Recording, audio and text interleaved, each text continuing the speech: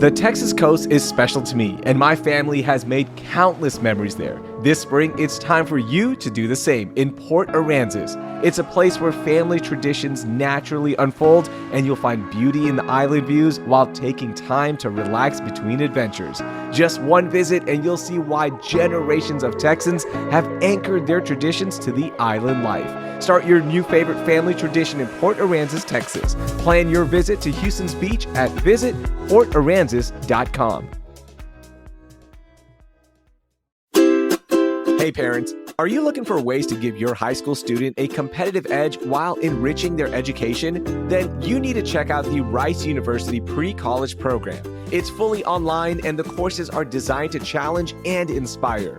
This program provides a unique opportunity for your teen to explore their interests with engaging online courses in a variety of subjects like medicine, STEM, business, and more. Help your high school student prepare for the rigor of college academics while learning valuable skills. To learn more, check out precollege.rice.edu. That's precollege.rice.edu.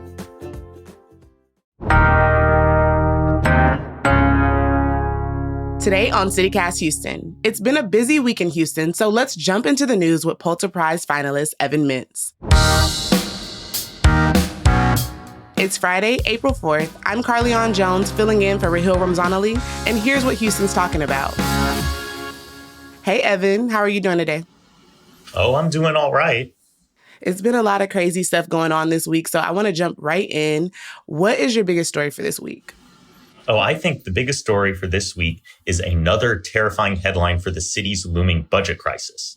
The Chronicles reported that the city overspent its overtime budget by nearly double, roughly $72 million more than the budgeted $65 million. And as I understand it, this is in addition to the expected $330 million budget gap that we're facing. Now, to put it in context, say the Houston police overtime was 190% increase over its budget. At the same time, violent crime in Houston actually went up last year. We are spending more for worse outcomes. And this news follows a firefighter pay settlement and litigation that's forced the city to spend more on infrastructure and on something a little bit less significant but more personally maddening, the city wasting money to tear out already installed bike lanes.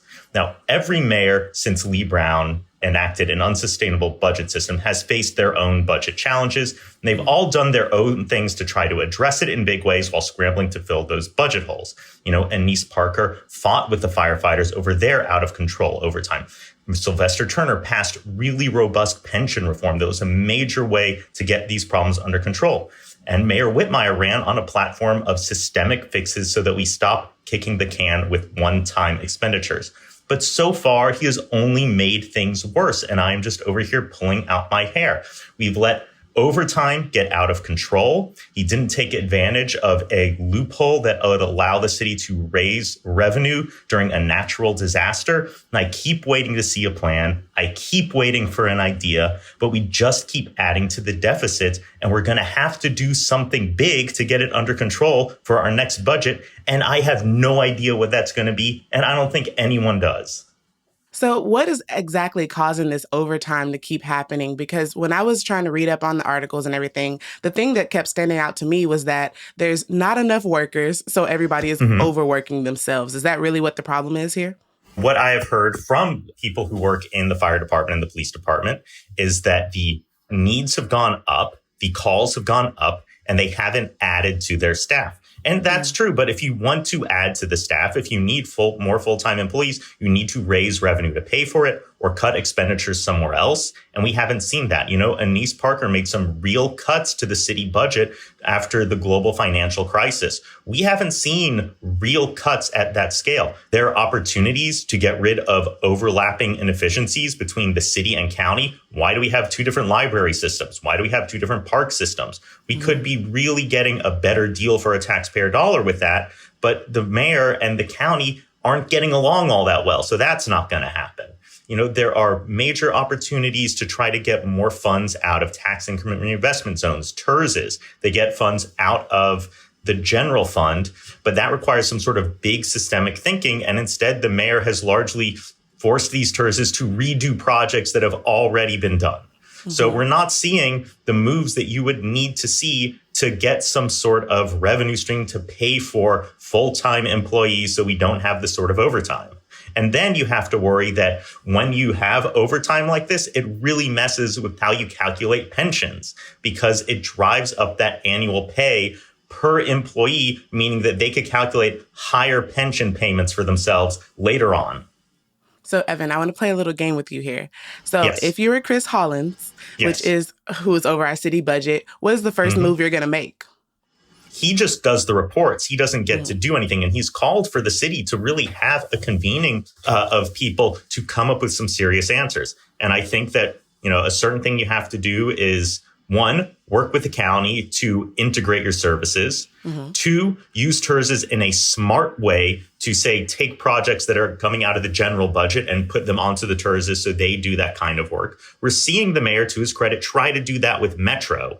And then also say that we need new revenue streams. We need to vote to raise the revenue cap that has constrained the city's ability to just raise revenue as property values go up. And we're the only major city in Texas that doesn't have a garbage fee. You can implement a garbage fee to just pay for solid waste disposal. And I've heard some folks propose maybe we should just stop doing solid waste disposal and privatize it and say, if you want someone to pick up your trash, we're going to have a private contractor do it. There's a lot of different things that we could try to do. I don't know what we're going to actually implement because it just kind of seems like we're in a circle. Like it's the back and forth. Chris Hollins is calling out the mayor and then the mayor is kind of like, no. And it's just going all over the place. There's a lot going on here. So this story is something that we're going to just really have to keep an eye out for to see what happens because we're going deeper and deeper in debt is what it seems like here, Evan. We really, really are. And, it's no one person's fault. This has been a systemic issue for a long time. Sylvester Turner left a whole lot of money in savings to give Whitmire some flexibility as he tried to do these systemic fixes. And it just seems like he hasn't taken advantage of that moment. We've got budget season coming up over the summer. We'll see what happens. Yeah, we'll see what happens. So my biggest story for this week is that Houstonians are taking part in a nationwide protest against none other than Elon Musk and Donald Trump. So this is going to be happening Saturday, and they're suspecting that over 250,000 people across the nation will turn out for this event. It'll be in 1,000 different cities, and our personal one will be taking place at City Hall. This is basically to protest all the craziness that has been going on that has brought cuts to basically, the everyday people, our lower income families, our middle class families. And this will be against cuts that were targeting healthcare, social security services, civil rights services, and education services, basically. There's been a lot going on in the city personally, and there's business owners that are scared also because of the crazy tariffs that Trump just announced yesterday. This will be putting 10% tariffs on all U.S. imports, except in places like Canada and Mexico, because they have their own tariffs that he already put in place. But Houstonians and business owners alike are concerned about these tariffs because there's places like breweries, grocery stores, and Sunnyside, and other places that deal with global trade here right in Houston. And they're really concerned about everything that's going to be going on here. I've been seeing it all over the news. So, Evan, what do you think about this? Do you think it's going to be a good turnout for this protest? I mean, I think that people are already protesting, and it's not necessarily the folks you'd expect. The regular survey from the Dallas Fed that tries to take subjective perspectives of business owners in Texas shows they are freaking out about this, that they are really worried about the impact that tariffs have on their businesses. It's going to drive up the cost of doing business in Texas.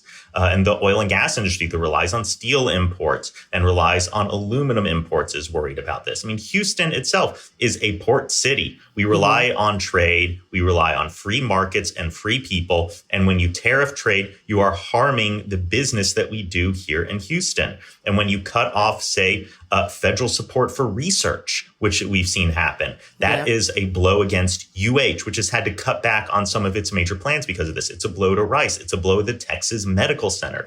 This is who we are. This is what we do.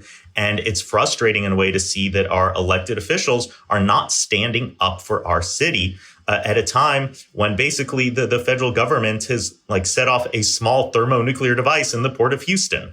Yeah, it is going to be a crazy thing. And I'm actually interested to see like how many people actually turn out for this on Saturday, because, you never really know how it's going to go. It might have a big turnout. It might not be anybody there. You never really know. But there's also going to be another one for Montgomery County residents. And that will be at the County Commissioner's Court building on Saturday as well. But I'm really interested to see what the turnout is going to be, because I think that there's a lot of people in Houston that are actually frankly getting pissed off. It's affecting their daily lives for sure. I mean, Donald Trump got elected really on a platform of saying inflation is bad, costs were too high, I'm going to get it under control. And what's the big thing he does? He drives up the cost of everything. I mean, tariffs aren't just at 10%, they're higher than that, depending on the country, based on a calculation that, as far as economists can tell, makes 0 sense. I mean, they slap tariffs on uninhabited islands that just have penguins on them. Why? Where did that come from? What's that about? They slap tariffs on countries that cut their tariffs. Israel cut its tariffs with America, and we're still putting tariffs on them as some sort of reciprocal thing, supposedly. That doesn't make any sense. None of this makes any sense. We are putting a gun to our own head to do what? To get what outcome? What's the point? Nobody knows. Exactly. And what's really interesting with the Montgomery County one, that is like relatively a red area. So for them to be having a protest, that's how you know that this is something crazy going on. Like they're like, enough is enough. It's for a lot of people. Enough is enough. Oh, yeah. No, if you're a Republican, you probably don't like taxes. And this is one of the single largest tax increases of all time. And it happened unilaterally through the president's office. Congress wasn't even involved because they delegated this power. I really think it's time to Congress to take this back. I agree. And like some of the other cuts that are going on in the Houston area are cuts to things like Meals on Wheels that happened earlier this week. That's affecting the elderly and disabled residents in Houston. So these cuts are going into major areas that really affect daily lives for Houstonians. So yeah, this is going to be interesting. Yeah, massive cuts to Catholic charities. If you're Catholic, if you care about the church, there's some real harm there. Yeah, Evan, it is a lot going on. We'll definitely have to stay tuned to this. We'll see what the turnout is like on Saturday.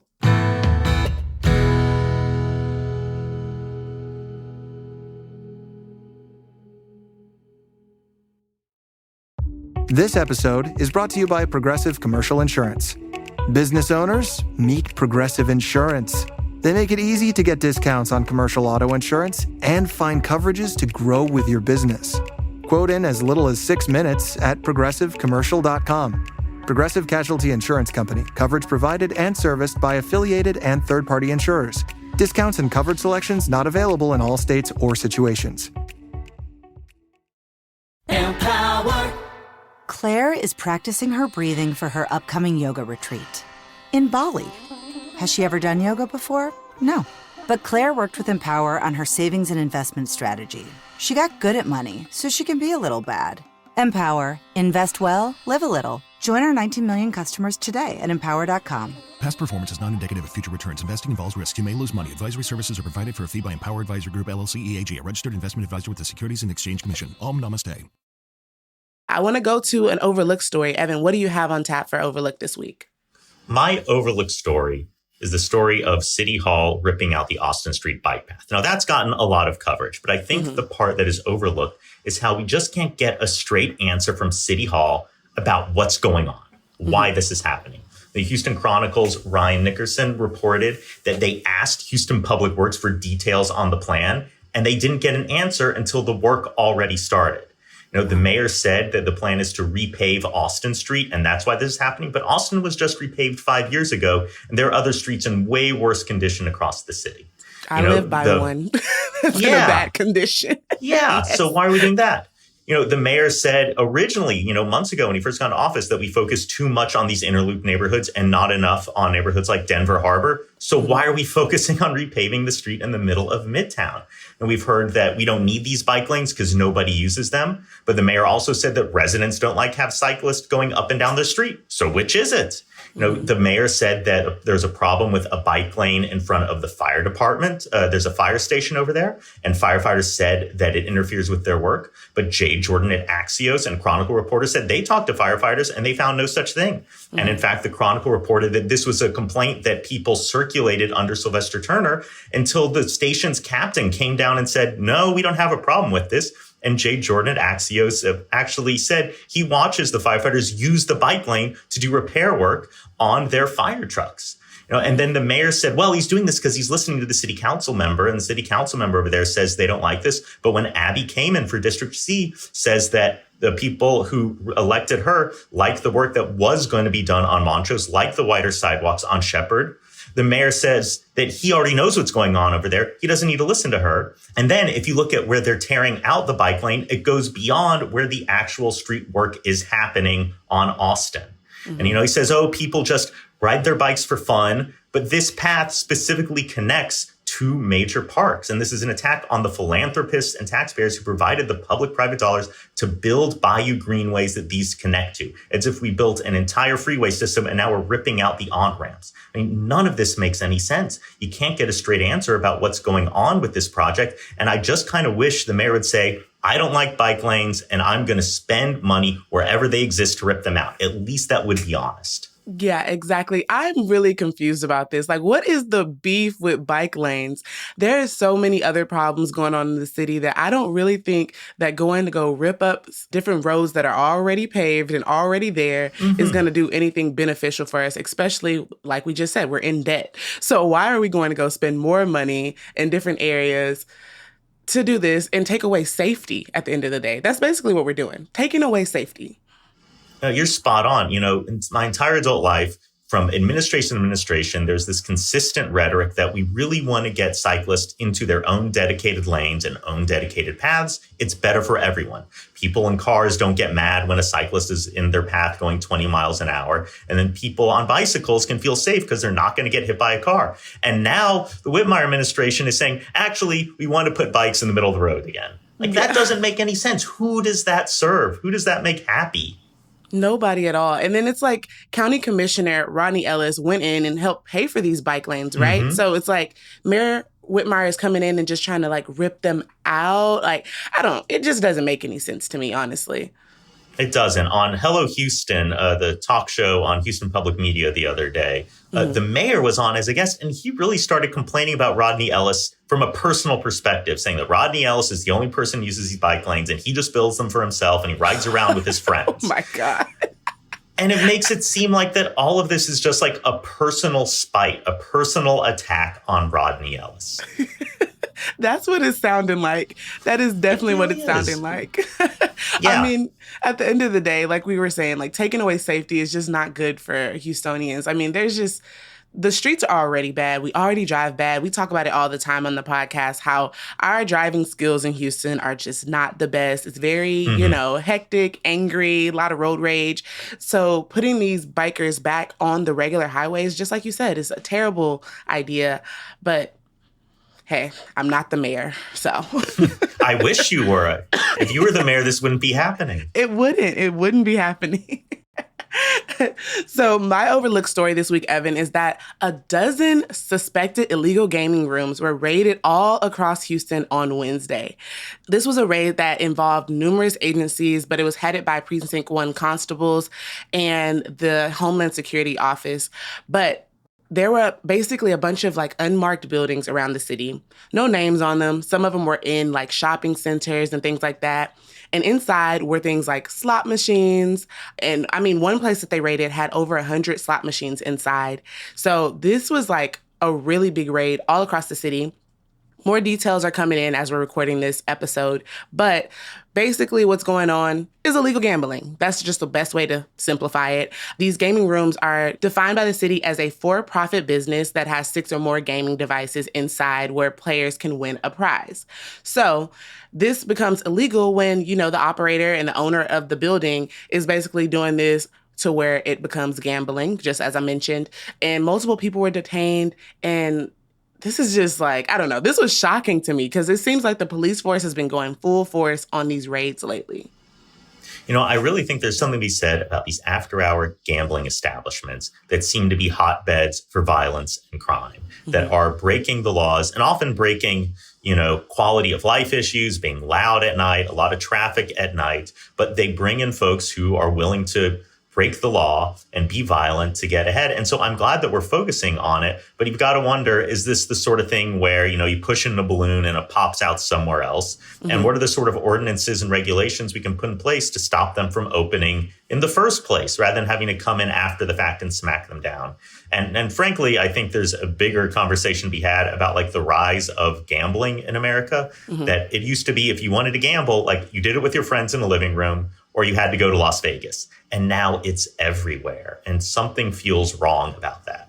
So, I mean, from your take right there, I'm assuming that you're against gambling being legalized in Texas.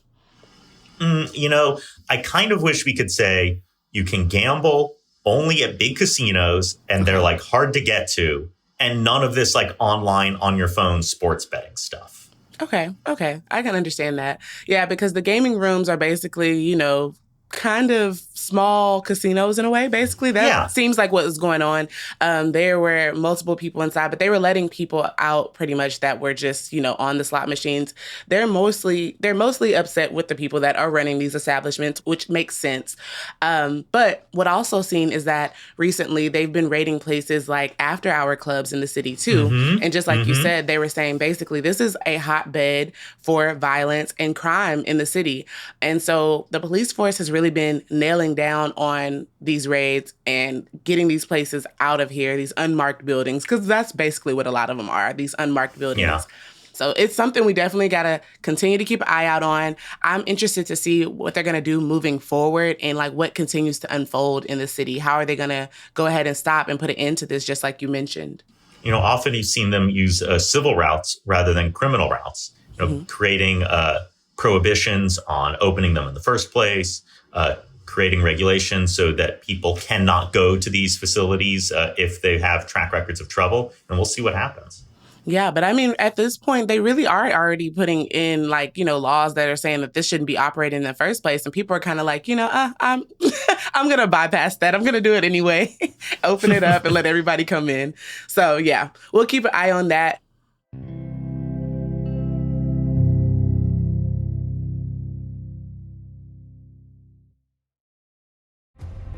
Get ready for Netflix's gripping new medical drama, Pulse. Set in a cutting-edge Miami trauma center, third-year resident Dr. Danny Sims is unexpectedly thrust into a promotion when beloved chief resident Dr. Xander Phillips gets suspended.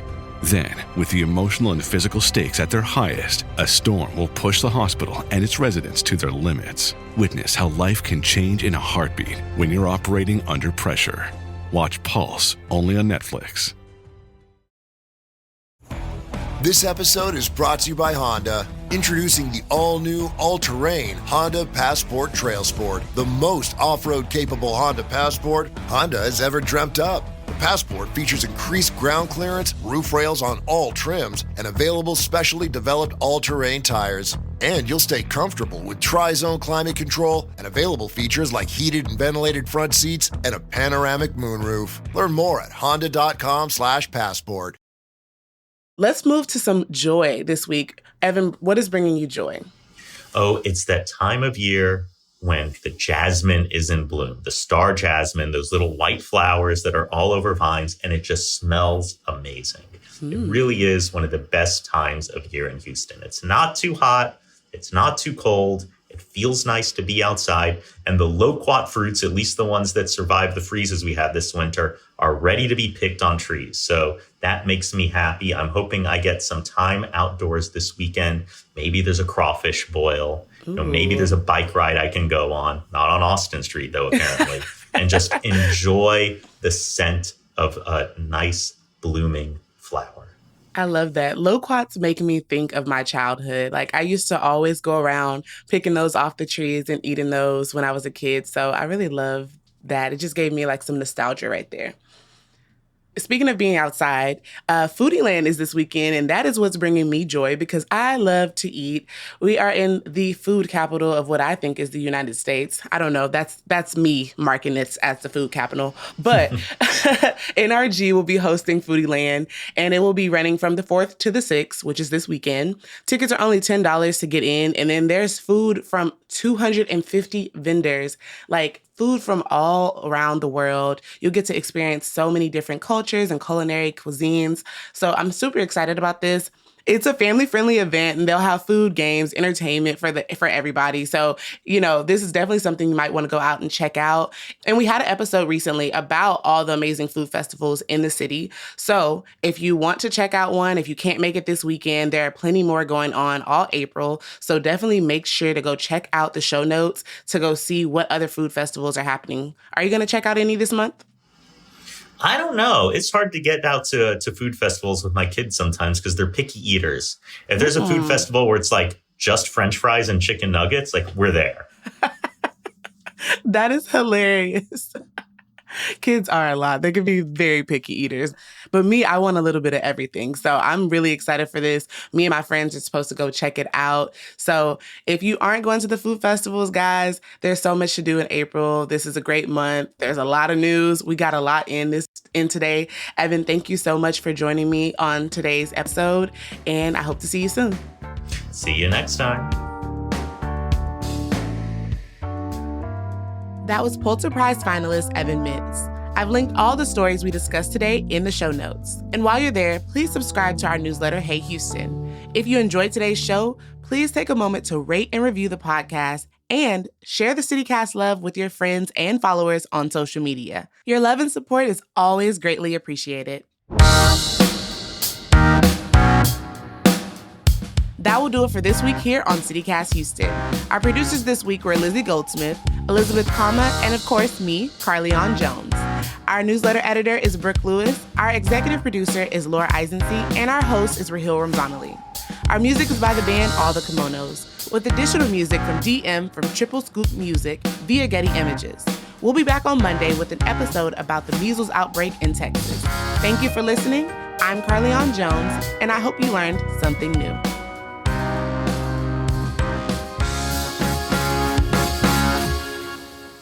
It's a family friendly, let me restart that again.